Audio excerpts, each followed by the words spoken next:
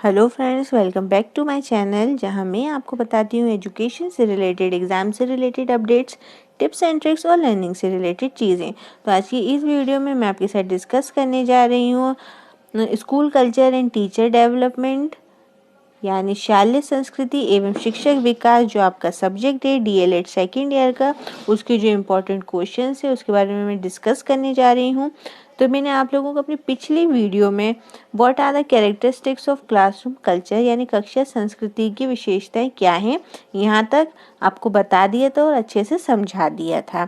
अब मैं आपको उसके आगे का बताने जा रही हूँ इस वीडियो में। तो अगर आपने वो वीडियो अभी तक नहीं देखी है या आप अभी तक मेरे चैनल पर न्यू हैं तो आप जाके वो वीडियो देख लिए, फिर उसके बाद ये वीडियो को कंटिन्यू करिए। तो चलिए वीडियो को स्टार्ट करते हैं। तो वीडियो स्टार्ट करने से पहले मैं आप लोगों को बता दूं, अगर मैं आप लोगों को कुछ भी चीज़ समझा रही हूं, कोई भी टॉपिक बता रही हूं, तो ये बहुत इंपॉर्टेंट है, इसको अच्छे से समझिए। और आपको अगर इसमें कोई डाउट होता है या आपको कुछ समझ में नहीं आ रहा है तो आप मुझे कमेंट सेक्शन में भी पूछ सकते हैं। और अगर आपको थोड़ा भी समझ में आए तो इस वीडियो को लाइक ज़रूर करें और अपने फ्रेंड्स और फैमिली के साथ शेयर करें। तो हमारा फर्स्ट क्वेश्चन है, right benefit of action research, क्रियात्मक अनुसंधान का लाभ लिखें। तो मैंने एक्शन रिसर्च के बारे में आपको फर्स्ट वीडियो में बताया था कि एक्शन रिसर्च होता क्या है। तो आप लोग वो वीडियो में आपको पता चल जाएगा कि एक्शन रिसर्च होता क्या है। तो अभी हम जो पढ़ने जा रहे हैं वो है बेनिफिट, यानी लाभ। एक्शन रिसर्च के क्या लाभ हैं? तो सबसे पहले यहाँ देखिए, मैंने इंग्लिश में लिखा है, मैं साथ में उसको हिंदी में भी बताती जाऊंगी ताकि किसी को कोई प्रॉब्लम ना हो। It makes the teacher, student and educational administrator research and educational administrator research minded। मैंने आप लोगों को सबसे पहले मैं बता दूं, मैंने आप लोगों को बताया था कि एक्शन रिसर्च क्या होता है। मैं आपको फिर से रिमाइंड करा देती हूँ सबसे पहले उसकी डेफिनेशन कि एक्शन रिसर्च क्या है, फिर मैं बताऊंगी कि उसके लाभ क्या हैं। तो यहाँ आप लोग स्क्रीन पे देखिए, यहाँ पर एक्शन रिसर्च के मैंने डेफिनेशन बताई थी पिछली वीडियो में, ये वही डेफिनेशन है। तो मैंने आप लोगों को बताया था कि एक्शन रिसर्च क्या होता है।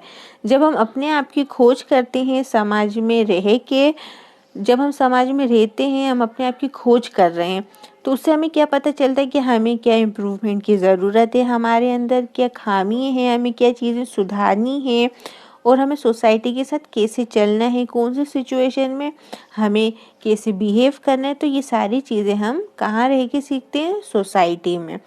तो इसी चीज़ को हम कहते हैं एक्शन रिसर्च, यानी क्रियात्मक अनुसंधान।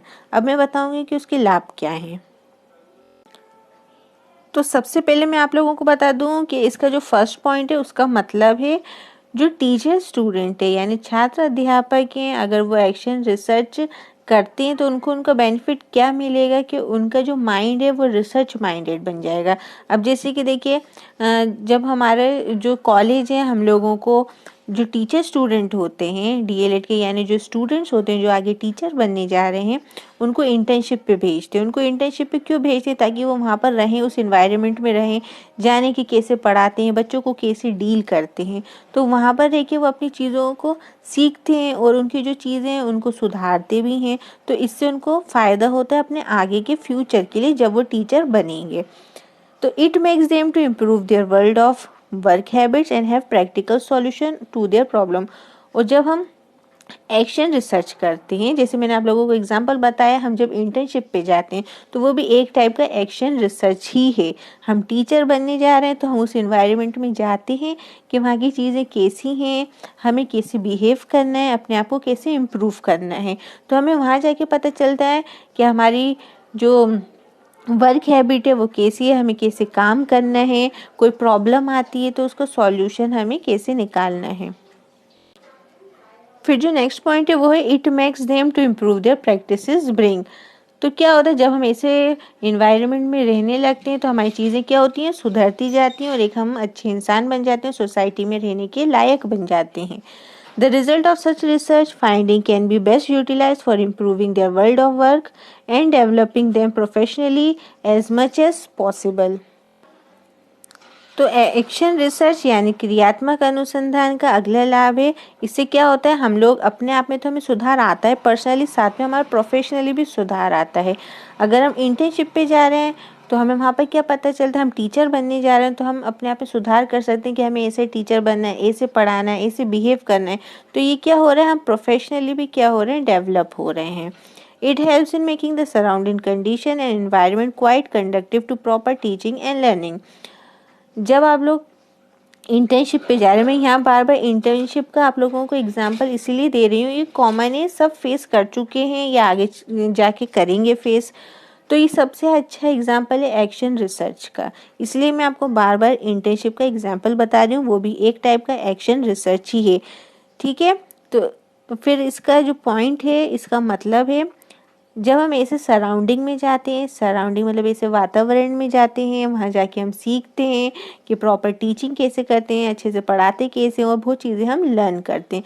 तो ये जो सारे लाभ हैं वो हैं क्रियात्मक अनुसंधान यानी एक्शन रिसर्च के।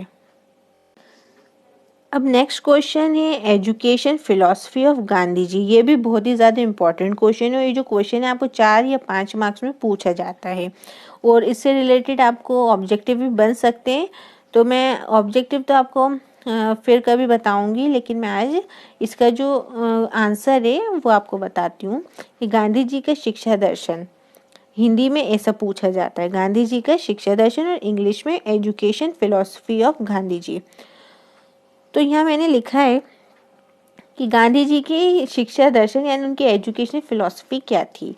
तो he synthesize all 3 basic philosophies of education into his philosophy of education, naturalism, idealism and pragmatism. Like a naturalist, Gandhiji emphasized self-discipline among children. He claimed that every children in India had to be trained as education was the secret to a successful life. Some of his ideologies were, तो गांधी जी के अनुसार जो शिक्षा है उससे बच्चे के अंदर 3 चीज़ें आती हैं। तो 3 चीज़ें वो होती हैं, जो बच्चा होता है वो आदर्शवाद बन जाता है, प्रकृतिवाद बन जाता है, और उसका जो व्यवहार है वो भी सुधर जाता है, और उसका जो व्यवहार है वो इस लायक बन जाता है कि वो सोसाइटी में कैसे रहे, लोगों को कैसे डील करे। तो गांधी जी के जो अनुसार है, एक सक्सेसफुल लाइफ के लिए जो एजुकेशन है वो बहुत ही इम्पोर्टेंट चीज़ है। तो अब मैं आप लोगों को बताऊंगी उनकी कुछ आइडियोलॉजीज मतलब विचारधारा। तो गांधी जी की यहाँ पर मैंने 4 विचारधाराएं लिखी। सबसे पहले फ्री कंपलसरी एजुकेशन, यानी जो शिक्षा है वो फ्री होनी चाहिए और कंपलसरी होनी चाहिए।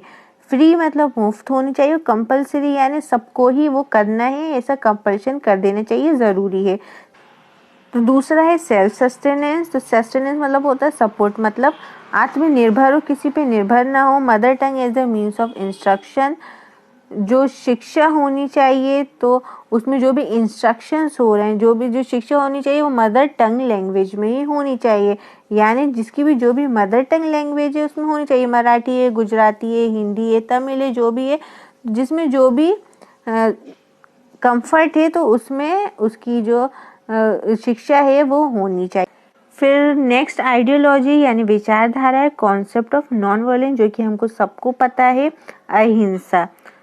तो ये है गांधी जी की आइडियोलॉजीज, और यहाँ पर मैंने आपको 3 की बेसिक फिलॉसफीज भी बताई हैं। तो ये क्वेश्चन आपको इम्पोर्टेंस में आ सकता है, और ये आप लोगों को 4 से 5 नंबर में पूछा जाता है। अब नेक्स्ट क्वेश्चन है explain the concept of teacher as a facilitator, यानी शिक्षक के रूप में एक सूत्रधार की अवधारणा को स्पष्ट करें। तो मैं आपको 1 बाय 1 यहाँ पॉइंट पढ़ूंगी और उसको हिंदी में समझाऊंगी। As facilitator of learning the teacher must be warm, understanding and self controlling, he must listen and accept students feeling. तो जो टीचर होना चाहिए, जो शिक्षक होना चाहिए, उसको बहुत ही ज़्यादा वार्म होना चाहिए, अंडरस्टैंडिंग होना चाहिए, सेल्फ कंट्रोलिंग होना चाहिए। इसका मतलब होना चाहिए कि सारे बच्चों को वो सुने और सारे बच्चों की जो फीलिंग्स है उनको एक्सेप्ट करे, क्योंकि एक टीचर के पास बहुत सारे बच्चे होते हैं, सब अलग अलग तरह के बच्चे होते हैं। जो कुछ टीचर होते हैं वो क्या करते हैं, उनके सिर्फ 2-3 फेवरेट्स होते हैं और बाकी कोई फेवरेट नहीं होता है, लेकिन ऐसा नहीं करना है, क्योंकि आप लोग भी टीचर बनने चाह रहे हैं तो सबको एक जैसा ही हमें देखना है और सबकी फीलिंग्स को समझना है, कौन कैसा है, सबको अंडरस्टैंड करना है। और सबसे मेन चीज़ है सेल्फ कंट्रोलिंग, अपने आप पे नियंत्रण रखना है। क्योंकि बहुत से टीचर्स होते हैं, आजकल तो कॉमन हो गया है कि जो टीचर होते हैं वो मार से और पिटाई से बच्चों को पढ़ाते, तो ऐसे नहीं करना। या हमें उनसे कुछ भी नहीं कह देना है, बच्चे हैं तो उनसे ऐसा नहीं है कि हम कुछ भी कह दें, हमें उनसे बहुत अच्छे से बात करनी है, उनको समझना है और उनको सुनना है। फिर नेक्स्ट पॉइंट है he she must observe student reaction closefully. हर बच्चे को बहुत करीबी से उनके जो रिएक्शंस हैं उनको ऑब्जर्व करने चाहिए, कौन सा बच्चा किस चीज़ पे रिएक्ट कर रहा है, किसको किस चीज़ पे फ़र्क पड़ रहा है, किसको समझ में आ रहा है, किसको नहीं समझ में आ रहा है। तो हर एक बच्चे को क्या करना है, स्टूडेंट्स को क्लोजली फुल्ली क्या करना है, ऑब्जर्व करना है, मतलब उनको देखना है। He must listen attentively and accept student feeling and ideas. कोई भी बच्चा टीचर को कुछ बता रहा है तो उसको हमको अच्छे से सुनना है और उनकी फीलिंग्स को एक्सेप्ट करना है। ये नहीं बच्चा बता रहा है कुछ भी तो हम सुन नहीं रहे, हम अपने काम में लगे, या आपने उससे कुछ क्वेश्चन पूछा है तो उसका आंसर नहीं दे पा रहा, वो कुछ भी बता रहा है, तो ऐसा नहीं करना है। उनको मोटिवेट करना है, उनको सुनना है, ताकि आगे चल के उनके अंदर मोटिवेशन पैदा हो, उनके अंदर कॉन्फिडेंस आए। He she must ask question to the student, praise and encourage when necessary. जैसे कि मैंने आप लोगों को अभी बताया, आप लोग बच्चों से क्वेश्चन पूछिए तो और जब वो आंसर दें तो उनको शाबाशी दीजिए, इनकरेज कीजिए आगे के लिए। और अगर वो आंसर नहीं भी दे पाते तब भी उनको इनकरेज करिए और उनको बताइए आंसर कि उसका आंसर क्या है प्यार से। नहीं तो ऐसे क्या होगा, अगर डांट देते हैं कि आपको नहीं आता है तो मैंने पढ़ाया था, तो आप जब हम बच्चे से ऐसी चीज़ें बोलते हैं तो बच्चा क्या होता है, उसका जो पढ़ाई से उसका मन हट जाता है, उसको या वो टीचर ही अच्छा नहीं लगता या वो सब्जेक्ट भी अच्छा नहीं लगता है। तो ऐसे काम हमें नहीं करने, हमें बच्चों को पढ़ाना है, डराना नहीं है। Whenever he she criticizes a student, he must explain the reason of criticism. अगर आप किसी बच्चे को क्रिटिसाइज कर रहे हो, किसी चीज़ के लिए दोषी आप उनको दोष दे रहे हो या कुछ आप उनको बता रहे हो, तो उनको पूरा एक्सप्लेन करो कि हम इस चीज़ की वजह से तुमको क्रिटिसाइज कर रहे हैं, तुमको मना कर रहे हैं, तुमको दोषी ठहरा रहे हैं, तो ऐसा काम मत करो। ऐसा नहीं है बस आप बच्चे को क्रिटिसाइज कर रहे हो, तो उससे क्या होता है, वो डिमोटिवेट हो जाता है, उसका जो कॉन्फिडेंस होता है वो कम हो जाता है। तो उनको उनका रीज़न बताओ, एक्सप्लेन करो। He she must be stimulating and imaginative in his approach to classroom behaviour and subject. और बच्चों को आप लोग अप्रोच किए कि आपको पढ़ना है क्लासरूम में, आप उनका बिहेवियर देखिए, उनको पढ़ाई के लिए अप्रोच करिए, सब्जेक्ट के अंदर इंटरेस्ट पैदा कीजिए नई नई एक्टिविटीज़ के साथ। For facilitate learning the teacher must encourage classroom discussion, panel discussion, question answer session.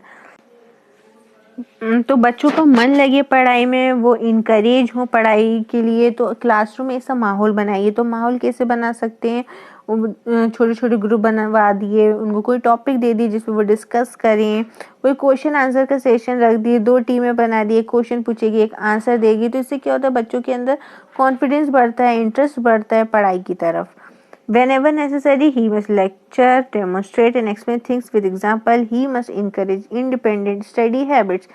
तो ज़रूरत पड़ने पे आप लोग क्या कर सकते हैं, उनको चीज़ों को एक्सप्लेन करिए, एग्जाम्पल के साथ कोई चीज़ दिखाइए। डेमोन्स्ट्रेट मतलब होता है किसी चीज़ के साथ उनको दिखाना, एग्जाम्पल के साथ उनको दिखाना। जैसे TLM है, आप बच्चे को अगर प्लस माइनस सिखा रहे हो तो उसको कोई TLM है यानी टीचिंग लर्निंग मटेरियल है, उसको आप दिखा के आप या बना के उनको बता सकते हैं ताकि उनको क्लियरली समझ में आए, या आप उनको उससे रिलेटेड कोई वीडियो भी दिखा सकते हैं जिससे वो क्या हो, इनकरेज हो पढ़ने के लिए।